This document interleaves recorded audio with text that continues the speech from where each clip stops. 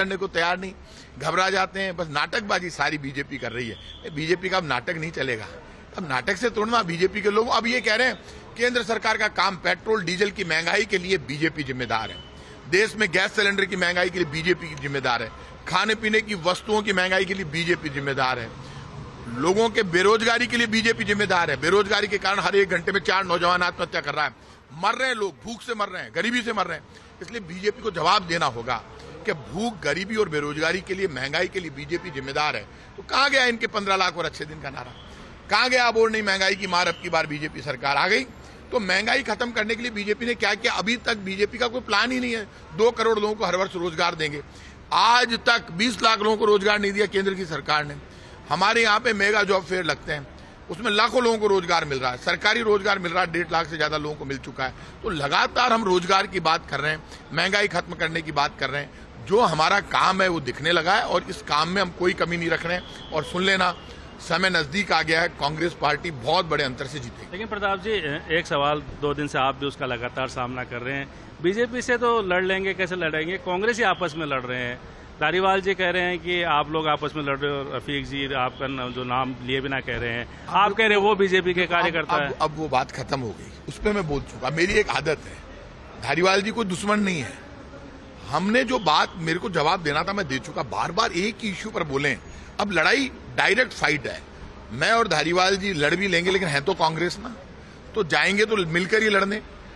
हमने अपनी बात कही। अब वो सीनियर आदमी है, किस कारण से कैसे कही, लेकिन मैंने उसका जवाब दे दिया। जयपुर नंबर 1 है डेवलपमेंट में। जयपुर का हर एमएलए बहुत सक्सेस है, जयपुर का हर मिनिस्टर बहुत सफल है। हमने हमारा काम करके दिखाया है। हम हमारा खून पसीना गिराकर जयपुर की सेवा करते हैं। यही कारण है कि हम सब एक रहे। हमने कहा जयपुर एक रहेगा। रफीक खान ने तोड़ना कहा जयपुर के टुकड़े हो जाएंगे, रफीक खान ने भी वही कहा, अमीन काग जी ने भी वही कहा, सब ने वही कहा। एक साथ मिलकर सब एक हो गए जयपुर के लिए। हिंदू, मुसलमान, सिख, ईसाई, फारसी, जैन, बौद्ध, सब ने कहा जयपुर उत्तर दक्षिण नहीं होगा, जयपुर एक रहेगा। और हमने जयपुर को एक रखा। जयपुर के नाम पर लड़ने और मरने की बारी आएगी, खून पसीना बहा देंगे। जयपुर हमारा गौरव है, पूरे राजस्थान का गौरव है, हमारा सम्मान है। जयपुर का सम्मान रखेंगे।